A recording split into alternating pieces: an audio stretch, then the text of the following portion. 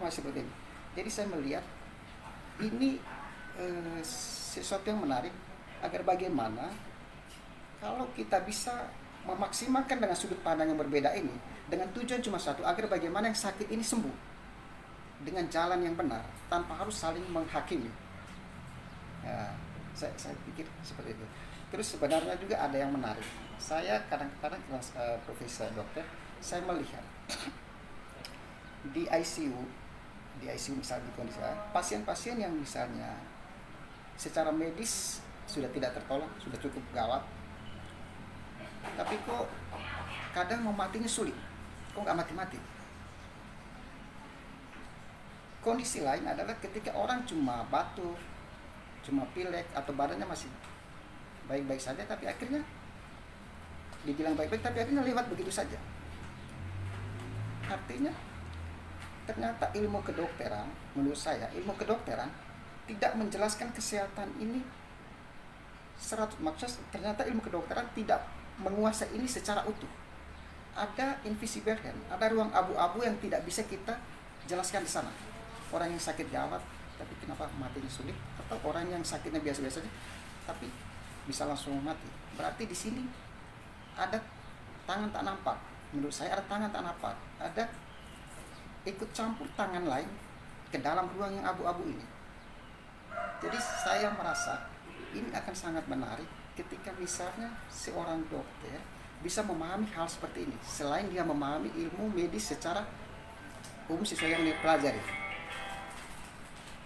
Iya. Itu waktu saya masih waktu saya di rumah sakit, saya pernah memikirkan hal seperti itu. Tapi saya sempat berpikir, tidak mungkin juga saya belajar hal-hal seperti ini kepada paranormal atau kepada dukun atau kepada sesuatu yang salah. Bisa saja saya terbawa ke hal-hal yang tidak baik. Saya harus menemukan wadah yang tepat untuk bisa mempelajari ini. Tapi harus di mana? Iya, iya. Itu pertanyaan-pertanyaan yang sudah saya lewati. Jadi saya melihat proses sampai akhirnya saya mengenal tapak wali ini. Saya melihat menurut saya adalah bukan atas kehendak saya, tapi mungkin melalui jalan yang sudah diarahkan bahwa saya mengenal untuk melihat kesehatan dari dimensi lain selain dari sisi pandang ilmiah secara ilmu kedokteran. Ya, saya melihat seperti itu. Ketika misalnya saya melihat hal-hal yang lebih teknis adalah di pergerakan-pergerakan di dalam tapak wali, pergerakan tapak wali. Saya kasih contoh kasus misalnya kunci klip. Contoh kunci klip. Secara ilmu medis kedokteran, kunci klip ini sama kayak dengan senam Kegel. Senam Kegel ini manfaat medisnya adalah kalau untuk laki-laki bisa untuk mengobati ejakulasi dini. Bisa untuk mengharmonisasi hubungan suami istri.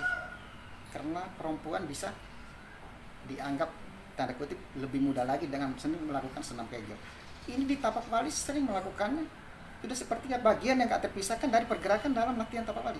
Ini buat saya luar biasa. Sementara tapak wali tidak mengenal ilmu kedokteran. Itu yang pertama. Yang kedua yang menurut saya juga kesannya luar biasa adalah di medis itu kita mengenal ada yang namanya terapi oksigen hiperbarik.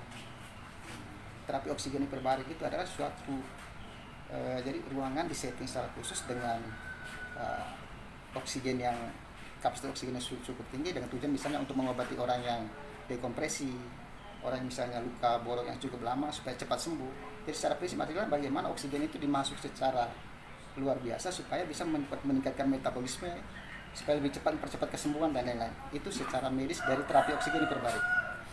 Saya melihat di tapak wali, setiap malam kita angkat pul, tahan nafas, baru kita menarik oksigen begitu luar biasa ke dalam. Ini terapi oksigen hiperbarik secara alamiah. Jadi sejak waktu awal, ketika saya mengenal ini, saya itu langsung tanya ke korlap. Ini kalau sampai menemukan seperti ini, sementara mungkin saja guru besar yang menemukan ini adalah orang yang latar belakangnya bukan medis. Berarti ini sangat luar biasa. Menurut saya pasti ada petunjuk atau ada wahyu, ada ilham sehingga sampai bisa memahami hal seperti ini. Karena ini Saya merasa kalau misalnya cuma yang dipahami secara biasa itu di luar dari akal sehat. Ini saya bicara dengan korlapnya waktu di sana, waktu saya belum masuk Tapak Wali secara, maksudnya saya baru jadi warga. Maksudnya yang waktu saya diskusi di sana, saya bilang ini kalau misalnya tidak ada ilham, sepertinya sulit sekali untuk memahami seperti ini. Alasan lain juga yang menurut saya, apalagi sekarang kita berhubungan dengan pandemi corona ini. Iya. Sekilas untuk dipahami, kita disuruh pakai masker. Iya. Iya. Karena ini bagian tubuh pintu masuknya corona ini sarung ada 3, Iya. mata, hidung, mulut. Iya. Ini 3 pintu utama. Maka kita disuruh pakai masker untuk menutupi itu. Di hidung dengan mulut, kalau misalnya sederhana, nasofaring kita yang bagian yang biasa swab, itu boleh saja saya katakan sebagai terminal pertama tempat singgahnya virus. Di mata. Di nasofaring. Oh. Nasofaring di daerah yang biasa di swab atau misalnya di tenggorokan. Itu karena di swab baru dilihat virusnya ada atau tidak. Ya. Di Tapak Wali dengan seringnya kita melakukan gerakan, waktu melakukan plus dengan kekuatan pool yang kuat, Iya. itu secara tidak langsung kita sudah membersihkan virus dari hidung. Jadi saya melihat ini sangat-sangat luar biasa. Justru malah waktu pertama saya kenal saya bilang ini dengan kondisi pandemi seperti ini, justru ini yang harus dipublikasikan secara terbuka. Iya.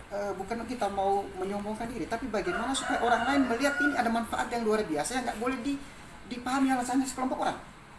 Karena kita ingin bangsa kita dalam kondisi seperti ini harusnya ini juga dipahami banyak orang. Iya. Nah, apalagi ini bisa dilihat sebagai kekayaan bangsa karena ini muncul dari negara kita. Iya.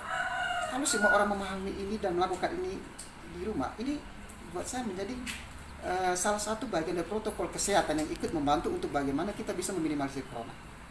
Jadi pergerakan Tapak Wali